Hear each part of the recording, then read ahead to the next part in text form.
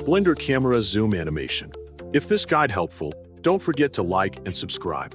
Open Blender and start a new project or load an existing scene where you want to create the camera zoom animation. Before beginning the animation process, make sure the camera is visible in the viewport so you can easily select and control it during editing.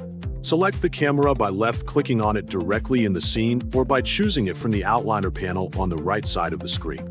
Press the numpad 0 key to switch from the normal perspective view into the active camera view. Move the timeline cursor to frame 1 so you can create the starting point for the animation. Press the N key if you need to open the sidebar and access the camera transform controls for more precise adjustments. Position the camera at the starting distance from the subject that you want to focus on in the animation. Press the G key to move the camera closer or farther away until the first framing looks correct. Use the middle mouse button to orbit around the scene and improve the camera placement from different viewing angles. Adjust the camera angle carefully so the subject is framed properly inside the camera borders. With the camera still selected, press the I key to insert a keyframe for the animation. Choose the location option if you only want the zoom effect to be created through camera movement instead of lens settings. Move the timeline cursor to a later frame, such as frame 120, to create the second stage of the animation.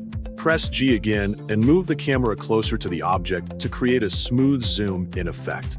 Reposition the camera carefully to keep the subject centered and visually balanced during the movement. Press the I key again and insert another location keyframe to save the new camera position. Finally, press the spacebar to play the animation and preview the completed camera zoom movement inside Blender. If the movement feels too fast or too slow, adjust the distance between the keyframes on the timeline to control the speed of the zoom animation. You can also open the graph editor to smooth the motion and create a more cinematic camera transition before rendering the final video for your Blender project for smoother timing and improved visuals.